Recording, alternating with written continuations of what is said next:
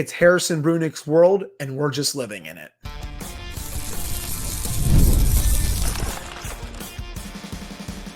You're Locked On Penguins, your daily podcast on the Pittsburgh Penguins, part of the Locked On Podcast Network, your team every day. Hello and welcome back to another episode of the Locked On Penguins podcast. I'm one of your hosts, Hunter Hodes. You can follow me on Twitter at Hunter Hodes, joined by my co-host, Patrick Damp. You can follow him on Twitter at SinForWet, and you can follow the show's Twitter at LO_Penguins. Of course, thank you all so much for making this your first listen/watch of the day.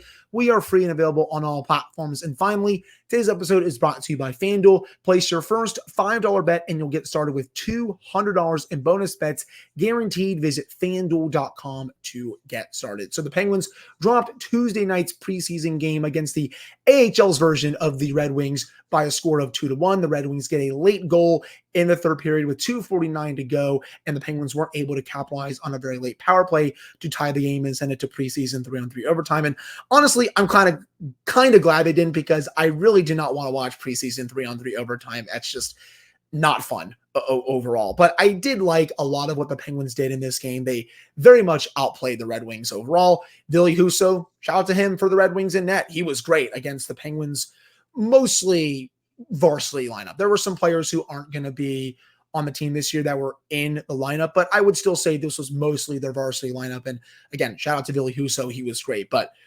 everyone knows where we want to start today's episode, and that is with Penguins defensive prospect Harrison Brunicke and how he very well may have earned a 9-game trial after his performance against the Red Wings on Tuesday night. Now, I understand he was mostly going up against AHL players, but to me, I don't care. He did not look out of place at all, and he continues to get some really good reps also with Marcus Pettersson. When I was watching Brunick last night, the skating jumps out to you right away. I mean, I was saying that over the summer when I was scouting him for NHL draft purposes, but his skating, it looks like he's been in the league for 5 years. He plays like a seasoned vet, even though he's never played an NHL game in his life.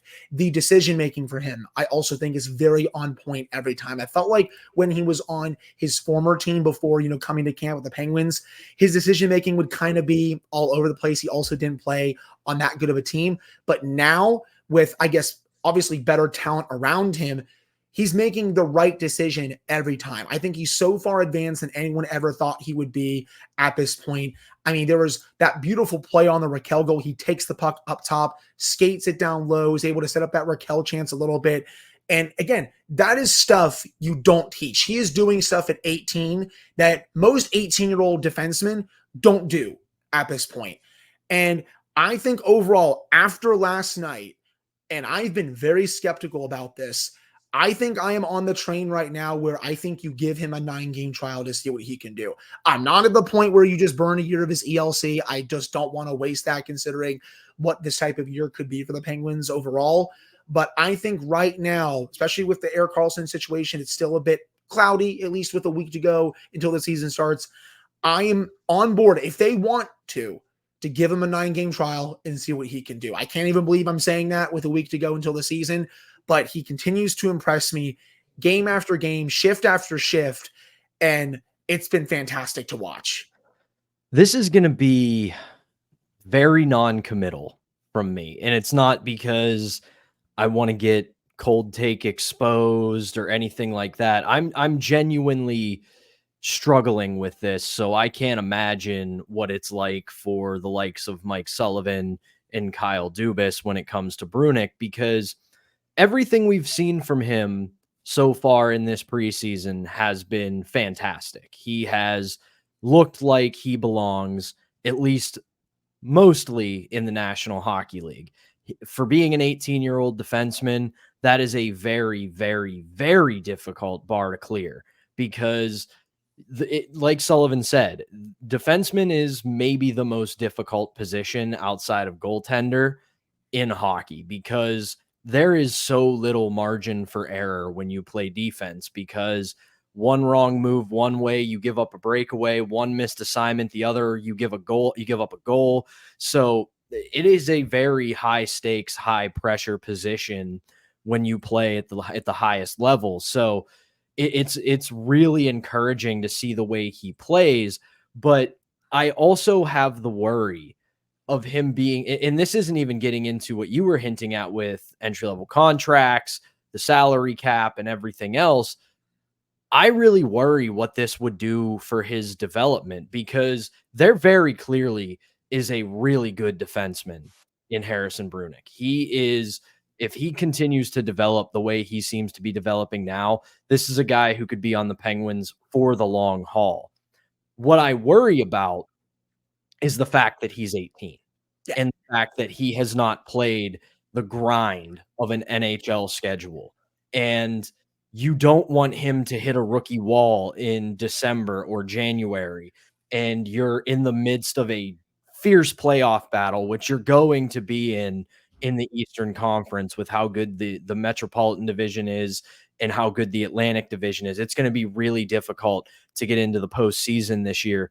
So you really have to consider that if you get to games 45, 50, 55, and the way he's playing, he's not going to be a seventh defenseman who plays every few nights. If they keep him here, he's pretty much going to have to play every single night, with a few exceptions. You may give him a rest night here and there and let somebody else step in. But if he hits that rookie wall, not only does it hurt his development, it hurts this team's goal of getting back to the Stanley Cup playoffs. And that is a very rough place to be in. At the same time, you look at the way he's been playing, and I had this discussion with you and our friend Andrew last night. Yeah, it's preseason. Yeah, it's hard to glean a lot of things. But when you're just looking at individual performances in the process in which they're played, there is a lot to like about this kid. The way he stepped into the play on that goal, that's a veteran move. A lot of 18-year-olds would be hesitant to make that play. He is very, very advanced when it comes to reading pressures in the defensive zone. He's able to reverse the puck. He's able to get away from pressure. He's able to make a great first pass. He's willing to shoot from the point, which, be still my heart, we have been waiting for a defenseman ready to do that. So this is really difficult for me. I think, end of the day, it hinges a lot, like I said yesterday, on what happens with Erik Karlsson. If he's not healthy and ready to go come opening night, you know what?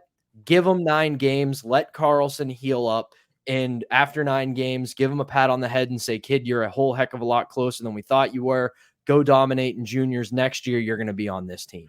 Right. And I do think if they give him the 9-game trial, I think no matter what, they're probably going to send him back to his junior team after, just because, again, you don't want to just burn that first year of the ELC for the sake of doing it. And also, part of me doesn't think that they would scratch Jack St. Ivany for a full year either. Right. I just don't think the organization is going to do that for a full season. I think maybe to start the season, if Brunick does get this trial and you want to scratch St. Ivany for a few games, again, totally fine with that, even though I like St. Ivany quite a bit on the bottom pairing. But if you want to get a look at Brunick during a trial, you're going to have to put St. Ivany up, and you're going to have to also put Brunick with someone who I think he can play well with. I mean, Ryan Graves on the bottom pairing, they were experimenting with that a little bit today during practice. I got to say, I'm a bit nervous about that, because I don't want an 18-year-old kid kind of just babysitting a veteran who's been in the league for a while. And considering how bad Graves was last year, I just don't know how good of a pairing that would be in a NHL game, especially next week against the Rangers when they come to town for the first game of the regular season. Again, I just continue to be wowed by him overall on a nightly basis. I mean, there was another play last night. He jumped into the play for another chance, almost scored a goal before, right after that, he shrugged a defender right off of him along the boards like he was nothing. I mean, he really is a treat to watch. The underlying numbers for him last night were also just fantastic. He played almost 15 minutes of 5-on-5 ice time. When he was on the ice, the Penguins had 70% of the shot attempts, 83% of the expected goals, 81% of the scoring chances, and finally, all 5 high danger chances. That was a clinic from Brunick, along with Pettersson right next to him. Yeah, and maybe I'm being a little too cautious. Maybe he is the real deal, but no, you're fine. I mean, I've been skeptical right there with you, but I think last night might have convinced me again that if they want to do this, if they want to give him a 9-game trial, I would be totally okay with it. And I think end of the day, I'm perfect. I'm with you. I'm perfectly fine with a 9-game tryout, but I would be very, very hesitant to give him an ELC and keep him in the NHL just because I don't want to see his development stall. I don't want, and what I'm about to say is an extremely, extremely loose comparison. So don't light your hair on fire over this one. I don't want him to go the way of Olli Maatta.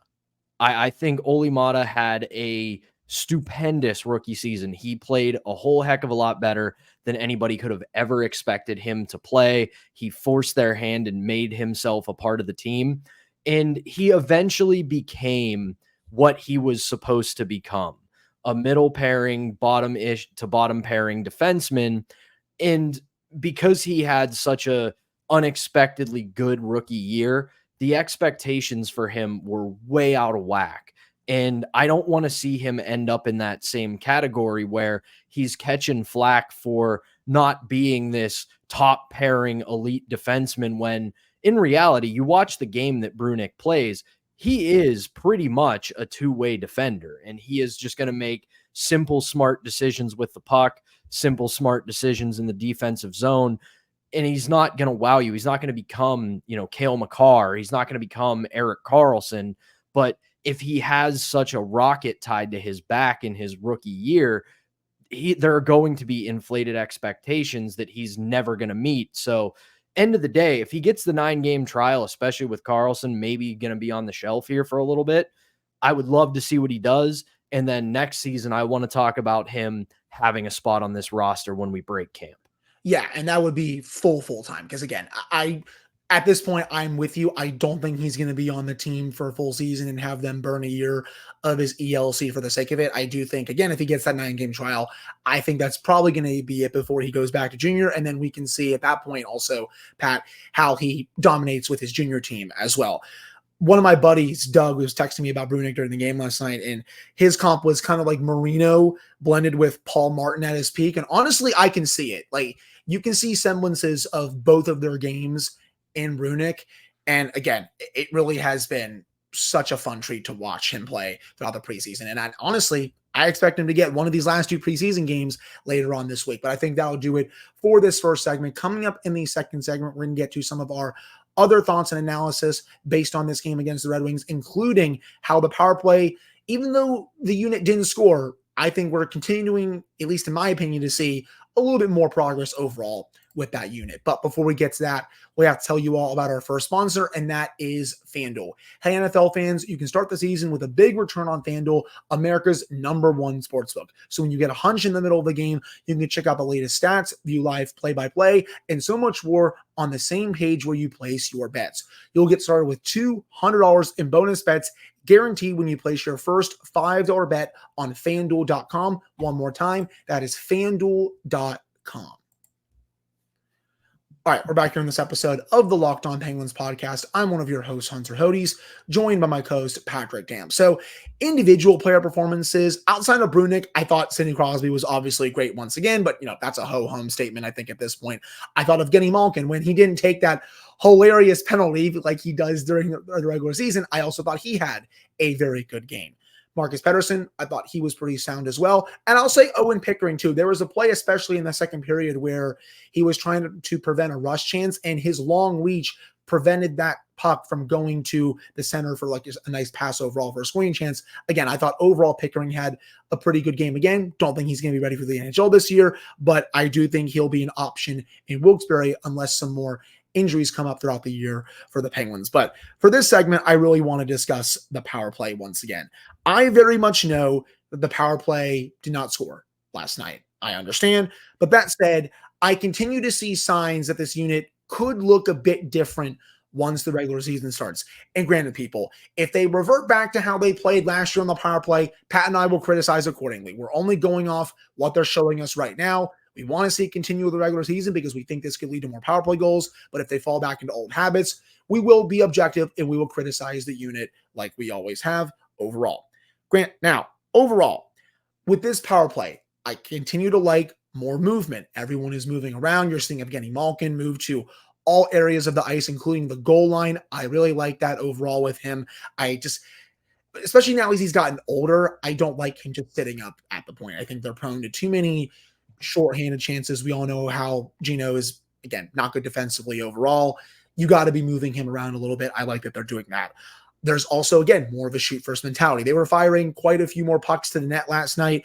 They also seemed, at least right now, to get rid of the drop pass that I have hated for a long time. Now, granted, they did go back to the drop pass during the regular season last year. I hope they don't this time, but it's not been there for most of the preseason, which is important. But you also have, again, more net front play. There's not a lot of staticness on the power play. I'm continuing to see good things for this unit. I think the main thing was last night, puck just didn't go in the back of the net. Ville Husso made some incredible saves for the Red Wings. But other than that, I felt the process was very much there. That's really the story of last night's game overall. I mean, you have to, and yes, here we are again, Penguins fans. We're going to say the dreaded phrase that everybody's tired of hearing in Penguins land. They got goalied. But it was a tremendous performance from Ville Husso. He was under siege all night long, and he bent, but he sure as hell didn't break. And you have to tip your cap to that. But to your point, I loved what I saw from the power play last night. And I know I've been saying it on the show to where I've been using the word urgency. I'm going to change that now to something different. They don't have urgency on the power play. They do, but I feel there's a better way to describe it. And that's an attack mentality. They are attacking. You look at a lot of everything that they did last night, and it was with the mind of we are going to attack the net. Whether it was guys getting into shooting positions, there not being a hesitancy to shoot the puck, or when there was a shot, there was anywhere between 2 to 3 guys in front of the net at the end of the play. And if Husso were to give out a rebound, there was going to be a Penguin there to snatch up that rebound. And maybe it's not your traditional, what you're used to seeing, guy who plants himself in front, plays a screen, plays game wrecker to pull a defender away. As soon as there's somebody even so much as close to a shooting position, this is what I noticed. There's 1 to 2, maybe 3 guys going to the net, and they're waiting for a rebound. They're waiting for a tip. They're at the very least going to force the goalie to cover the puck and give them an offensive zone faceoff. So this attack mentality, if it carries into the regular season, is really encouraging. I also, like you said, I love the fact that they are rotating everybody around the ice. You watch one of their later power plays in the game. There was a moment where I think Evgeny Malkin started on one wing behind the net, circled all the way around, was on the opposite wing, went back around. And yeah, you don't want him roaming, so to speak, but they're filling in lanes. It's not just movement for movement's sake. It's okay.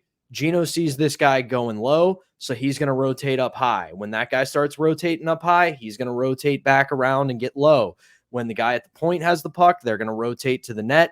And this ability to want to shoot and to want to attack and to want to put the penalty kill under duress for the majority of the time they have possession, that's going to lead to goals because you're going to find those mismatches. You're going to get the goalie going left to right when you shoot it. And assuming they continue this buy-in and keep this going, I think we're in for an improved power play this year. And if they can bank some early points, especially with the power play, we might be getting ready for playoffs come late March, early April. Well, let's just see how it starts out in the regular season first before we say that. But I definitely get what you're saying overall. But like I was saying to you and Andrew last night, yes, I understand it's preseason. Yes, I understand I'm putting the cart a little bit ahead of the horse, but I'm applying what we always say about preseason. I'm watching the process. I'm watching the performance. I'm not worried about the outcomes just yet. Watching this process of the power play is extremely encouraging. Right. And I just want that process to carry over to the regular season and not have them revert back to old or just flat out bad habits like they did last year. Because in the preseason last year, I remember this as well. They kind of got rid of the drop pass for a little bit, but then they brought it back during the regular season. Now they've gotten rid of it again.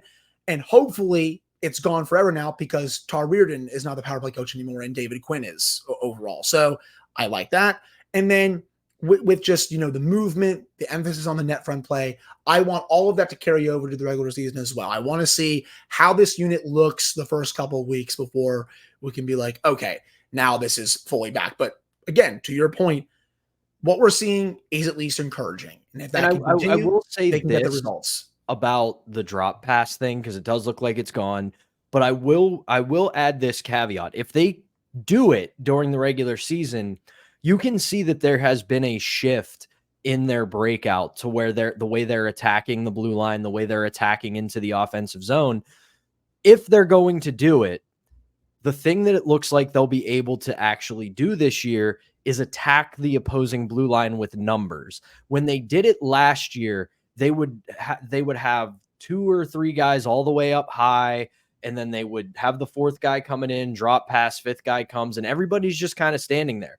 There's a lot of puck support happening on this breakout now. So if they're doing this, the chances are there will be puck support there for them to have options going into the zone. Last year, the drop pass just put whoever was the person receiving the pass on an island going into the offensive zone, to where they either had to skate into a 1-on-3 and lose possession, or do a half of a dump in that just completely killed any momentum. If they're going to do this year and they have the puck support and numbers, I'm fine with it. But if it reverts back to what they did last year, where you're putting the puck possessor on an island, throw that in the garbage, set it on fire, and then launch it into space. Right. And we never want to see that again. But I just go back to your overall point about, the players crashing the net. That's exactly what happened, in the play that Malkin hit the crossbar, for example. Then Raquel hit iron yet again. You had 2 or 3 guys coming down right near the net mouth to try and get the loose change and put it past Ville Husso. Again, more of that on the power play as well. But I think that'll do it for the power play talk. One more thing before we hit to break.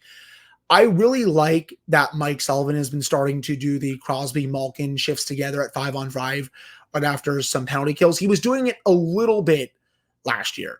And I know some people will disagree with me when I say this. I want to see them do it a bit more this year. At the very least, it provides a spark for the team if they need it. And B, it can lead to more offense. The underlying numbers last year for it were actually pretty good. The on-ice results, they got to be a little bit better. But I do think if you give them more reps together like they used to have, a bit earlier in their careers, I do think the numbers will eventually become positive. And I do think that could be a situation where Mike Sullivan could take advantage of some teams right after the Penguins kill a penalty.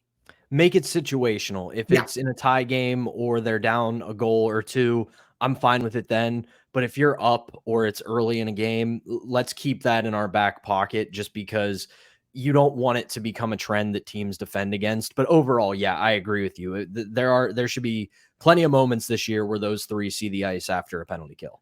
Right. I do think tied game, if you're trailing, it definitely works better, because I don't want another backbreaking goal if the Penguins are up 1, for example, trying to defend a lead in the 3rd period. I think after you kill a penalty, you can just send out your regular lines, and then you can try to defend a lead that way. I guess one more thing as well, the goal that Jarry allowed with less than 3 minutes to go, I'm not going to crucify him for it just because it's preseason.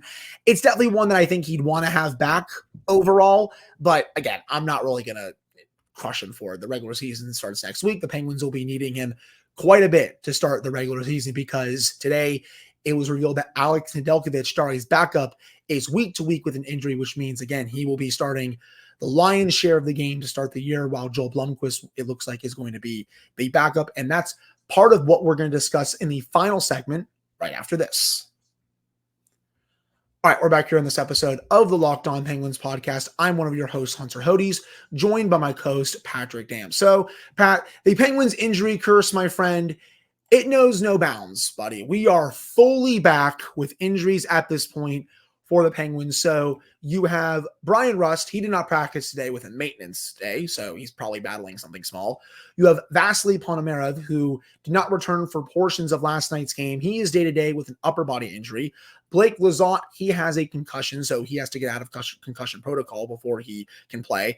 And then Alex Nedeljkovic is still now week to week with an upper body injury. So even though the regular season has not started yet, the Penguins injury curse has returned in a pretty big way. And as I teased before this final segment, the Penguins will need Tristan Jarry at his very best to start this season. They need a big start from him, considering they won't have Ned to start the year. And they'll also need to see what they have in Blomqvist. He is going to be the backup to Jarry to start the season. And it looks like he's going to be making his debut in the first week of the season, because remember, the Penguins have that back-to-back basically right away. So we're going to find out pretty quickly how Blomqvist adjusts to the NHL game. So I know we've talked a lot about goaltending throughout the offseason. Man, they're going to need it now. They really are. And okay, you know what? Everybody, let's all get together here. Let's head over to PPG Paints Arena. Let's bring some sage with us. Let's burn it around the building and get these bad vibes out of here, because holy crap, we can't escape this. There are injuries left and right. And we also just, and this is a larger conversation that we'll have later on, but the NHL has got to shorten this preseason. It's been happening across the league. It's not just the Penguins. Macklin Sullivan went out with an injury last night. Panarin got to it.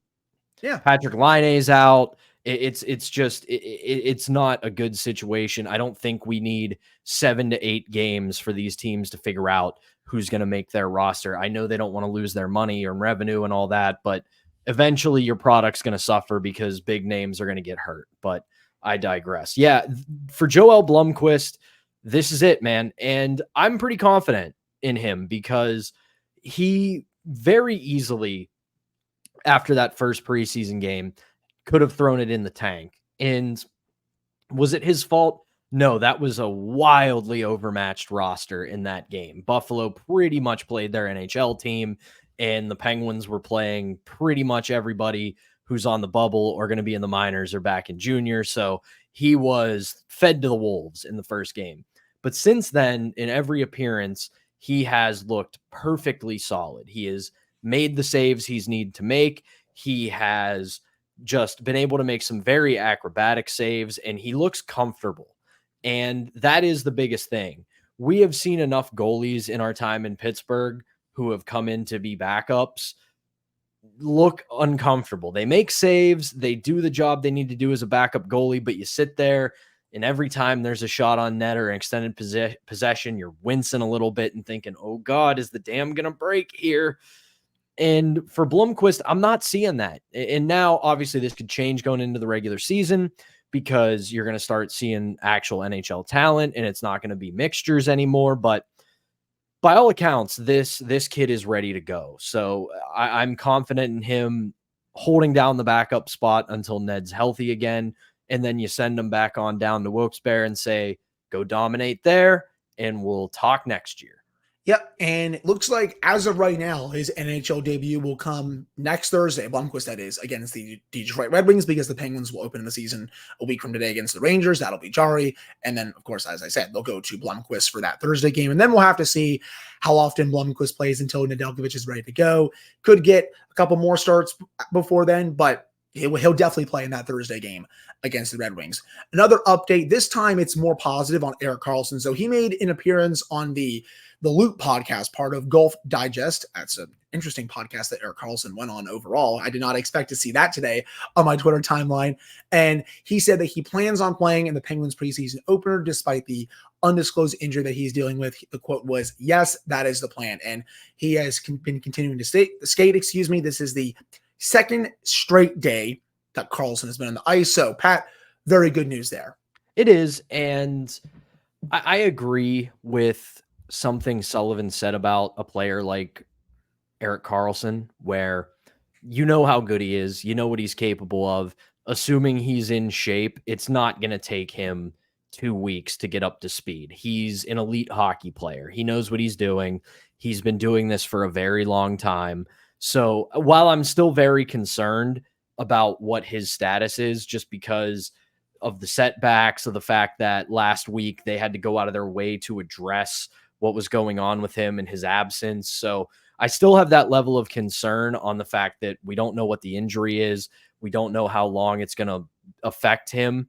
But at the same time, I agree with Sullivan's assessment that this guy's not going to take too long to get up to speed. Now, we want him to be more comfortable in the system. We want him to be more comfortable in the organization, all that. But the player individually, I am not all that worried about him being ready for NHL games. He's one of the best defensemen of this era for a reason. Right. I think he'll be totally fine once he eventually gets healthy. And with that, I'm excited to see also what the new look power play looks like with him quarterbacking it, because I do think he's going to get most of those duties overall, even though I felt like also Chris Letang has been doing a very good job quarterbacking that top power play unit as he's done throughout his career with the Penguins. Last but not least, the Penguins made a few more roster cuts on Wednesday. They reassigned Avery Hayes and defenseman Dan Renouf to the Wilkes-Barre Scranton Penguins, so they'll be going for their camp in preseason. And then they also put 3 players on waivers: Matt Hollowell, Mark Johnstone, and Jimmy Huntington. Pat, no surprise there. None really. And I think all the guys that you mentioned there that are going to have to go through waivers, I think they'll be safe. I don't see a lot of teams going after them. And I think Avery Hayes, this is the smart play for him, similar to a lot of these younger guys. For their development, you want them to play. You don't want them to be sitting on the bench or sitting in the press box. You want them to get as much playing time as possible, build their games, develop their games, get better, build confidence. And then before you know it, they're up here as full-time contributors to the NHL roster. So no real surprises, but we'll see how these guys do in the AHL and talk ourselves into them becoming NHLers here in the near future. Agreed. And I should also say about the Blake Lizotte concussion, obviously, hopefully he comes back ASAP. But I will say this does potentially open the door for another young player to potentially be in the lineup next week. You know, maybe it's 2 of Puljujarvi or Cody Glass or Valtteri Puustinen being in the lineup outside of maybe just one of them being in. But again, really hope Lizotte is okay and that he comes back ASAP, because the Penguins will definitely need him throughout the regular season with how good I think of a bottom 6 center that he is overall. But I think that'll do it for today's episode of the Locked On Penguins podcast. Thank you all so much for taking the time to listen to / watch this episode. Pat and I will be back with another show for you all on Thursday before closing out the week on Friday. Yeah, even my dogs downstairs are telling me that the show is over at this point, but we'll have another episode for you all on Thursday, then Friday, and then next week we get the regular season going. We'll have a full season preview episode. We'll have bold predictions as well before previewing opening night against the Rangers and then the next game against the Red Wings and so on and so forth. We are super excited to get this season fully running, I think, at this point. But again, that'll do it for this one. Thank you all so much for tuning in. We appreciate it, and we'll be back on Thursday.